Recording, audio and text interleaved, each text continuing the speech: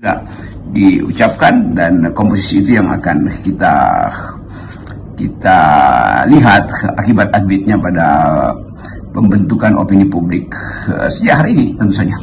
Yang jelas dari nama-nama yang diumumkan Pak Prabowo, sebagian besar publik telah mengenalnya karena mereka ini sebelumnya adalah menteri maupun wakil menteri di era Pak Jokowi. Dan beberapa di antaranya itu menempati pos-pos dan posisi strategis yang sama seperti pada pemerintahnya Jokowi. Makanya kemudian banyak yang menyatakan ini ya kabinetnya Prabowo tapi rasa Mulyono.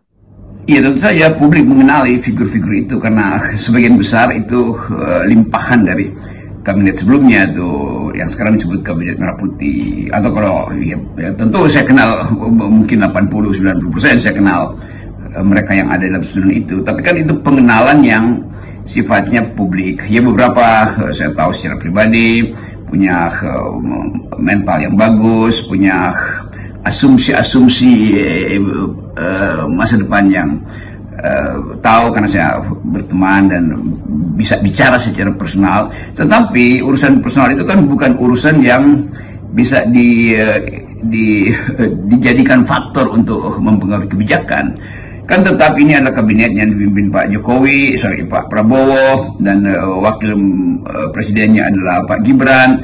Jadi semua hal yang sifatnya publik itu mesti kita bedakan dengan persahabatan kita tuh. Mungkin orang akan anggap lihat bahwa ya ada problem di dalam persahabatan, tetapi sekali lagi kebijakan publik itu ada jarak. Kita mesti bikin jarak. Karena saya kenal dan berteman baik, tapi harus ada jarak etis antara mereka yang berkuasa dan yang tidak berkuasa. Kan itu dasarnya kan. Demikian juga masyarakat sipil, saya kira teman-teman LSM tahu beberapa teman yang ada di situ, dan saya kira ada kesepakatan etis bahwa yang ada di dalam ya silahkan, tapi yang ada di luar juga jangan diganggu dari dalam. Kan itu batas sebetulnya batas kemampuan akademis kita untuk melihat bahwa kondisi politik itu diuraikan dari dalam bentuk kebijakan, dan hasil uraian itu akan mempengaruhi tuntutan publik. Jadi sebetulnya koordinasi makro-mikro dalam ekonomi sama aja dengan koordinasi eksternal internal dalam politik.